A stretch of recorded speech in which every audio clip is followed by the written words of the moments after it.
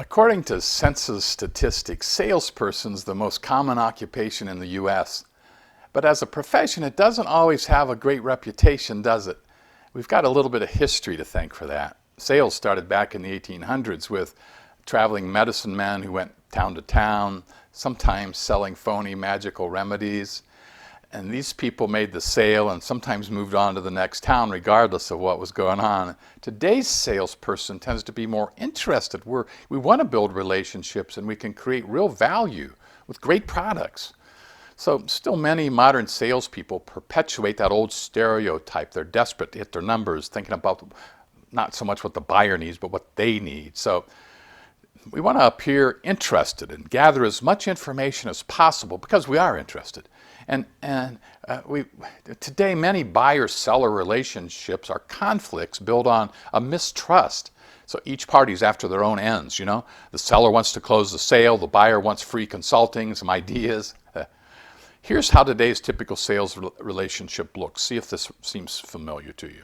The buyer holds all the cards. They could take their business somewhere else. They hold those cards close to their vest. They protect themselves. They don't give up info. They've learned that if they appear too interested, sellers will try to feed them industry knowledge and solutions. They can stall. They can avoid commitment. And sometimes they disappear. Sellers who are desperate to close will follow that buyer. They'll be honest and helpful, answer questions, jump through hoops, present solution after solution, and before the buyer commits to anything. And they remain positive. We tolerate all the stalls. We eventually, go back and back over and over, leaving emails, voicemails, and the result is the buyer gets what they need, information. The seller, on the other hand, is sometimes taken advantage of, and we give up time, energy, information, and still sometimes don't get the sale. We become what I call unpaid consultants. So how can I create a more collaborative sales relationship and stand out from the crowd? Think of the relationship that you have with your doctor. Imagine if, as soon as you walked in, your doctor brought into the room and had some diplomas and pointed them out and then started listing all the diseases he knew how to treat. And then finally just wrote down a prescription and showed you to the door without asking a question about your symptoms or letting you get a word in edgewise.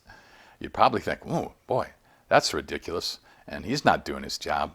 So we expect doctors to ask a series of questions, don't we, about how we're feeling. We want them to listen to us. We want them to understand. And we listen to them and we pay them for their expertise. Your buyers want to know that you're understanding their problems. A sales relation should work about like the doctor. You know a lot more about product or service than they do. And that makes you the expert. It's your job to diagnose the problem. You're not convincing someone to buy something. You're collaborating with a partner. Remember? You're trying to find the solution. If there's no problem to solve, there's no sale. This partnership then leads to more mutual trust. A couple years ago, there was a study of over 400 salespeople, top-performing salespeople. It turned out the top performers are nearly twice as likely to consider themselves as experts. Experts in their relationships. They sell more. So it's up to us to figure out a shift in the dialogue, become equals with the buyer and seller. Equal rights to ask questions.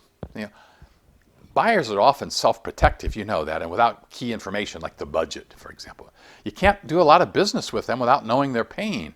So a sales process should be a discovery where you lead the prospect with a series of questions to find the underlying challenges, problems, desires, whatever. And you have an equal opportunity to say no, by the way. The fact is, not every prospect needs what we sell. If your offering doesn't fit the client or they don't have the budget, or end the relationship and move on, or pick it up again later. In the typical sales relationship, buyers and sellers compete to get what they need. In an equal, trusting partnership, the buyer and seller share a common goal to understand the prospect's problem and decide if we, the sellers, have the right and the solution to fix it. See you next time.